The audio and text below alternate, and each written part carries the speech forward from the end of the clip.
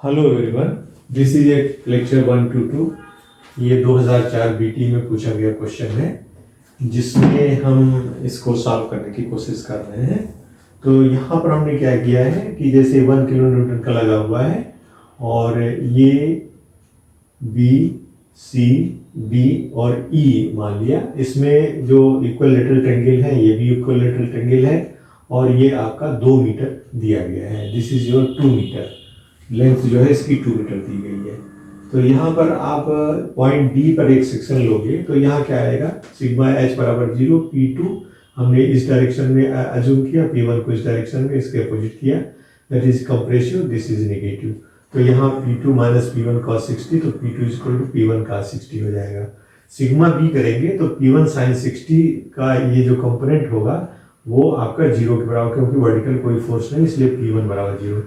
जब P1 बराबर 0 होगा तो P2 बराबर 0 होगा। इसका मतलब P1 P2 आके यहाँ पर 0 0 को रिप्रेजेंट कर रहे हैं। This is 0, this is also 0, दोनों 0 0 हो जाएंगे।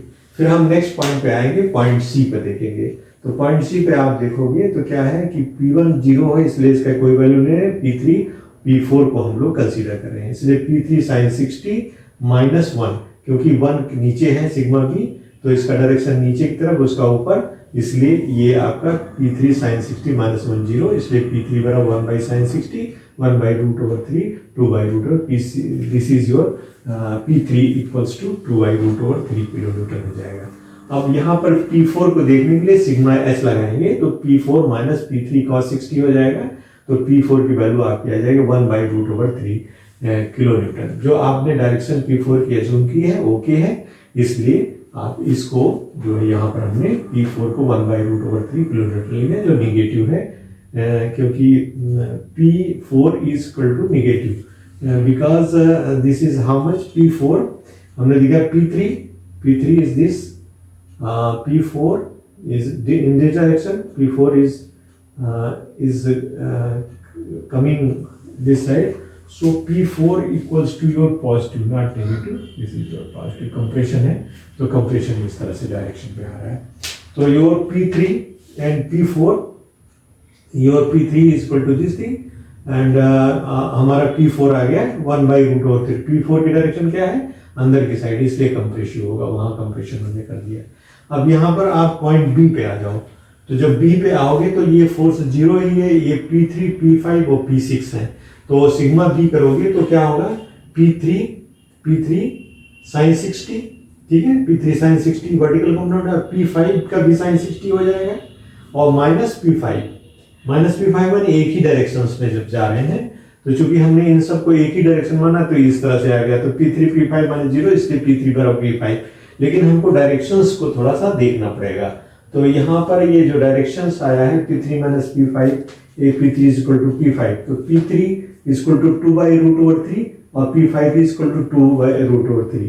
तो P5 की डायरेक्शन ये है, मतलब कंप्रेशन है इसलिए कंप्रेशन लिख दिया है, और P3 की डायरेक्शंस आपका जो है वो आपका निगेटिव बाहर की तरफ है। इस तरह से आपको P3 और P5 का मिल गया। अब आप सिग्मा एच करेंगे तो क्या हो जाएगा, P6 आ जाएगा। P6 और P5 का भी डायरेक्शन इसी में है, P3 का भी इसी डायरेक्शन में है, इसलिए P6 P5 cos 60 3 और P2 भी आएगा लेकिन P2 0 है, इसलिए P6 क्या होगा, minus P3 cos 60 minus P5 cos 60। तो ये जो डायरेक्शन हमने माना था वो अपोजिट 2 by root over 3 आएगा, लेकिन जो हमने डायरेक्शन मांगा था इस डायरेक्शन में, इसके अपोजिट डायरेक्शन में आ जाएगा। That is your two rod, this is your negative, means ये इसका डायरेक्शन आप चेंज करोगे और ये आपका डायरेक्शन जो दिखाई दे रहा है दिस इज कमिंग, जो आपने अज्यूम किया है उसका अपोजिट आएगा। तो जो अंदर की तरफ जा रहा था ये बाहर की तरफ जाएगा, ये बाहर की तरफ और ये भी बाहर की तरफ दिखाई पड़ेगा, तो इसलिए बाहर की तरफ वजह से निगेटिव हो जाएगा। तो your P6 will be negative, P6 will be negative, तो P6 will be 2 root over 3 kilo Newton और ये निगेटिव हो जाएगा। तो ये आपके सारे फोर्सेस हो गए। अब आपको रिएक्शंस अगर फाइंड करना है तो यहाँ देखो आप P6 जो आया है उसी के बराबर R1 आपका आ जाएगा, तो R1 is equal to P6 2 root over 3 हो जाएगा।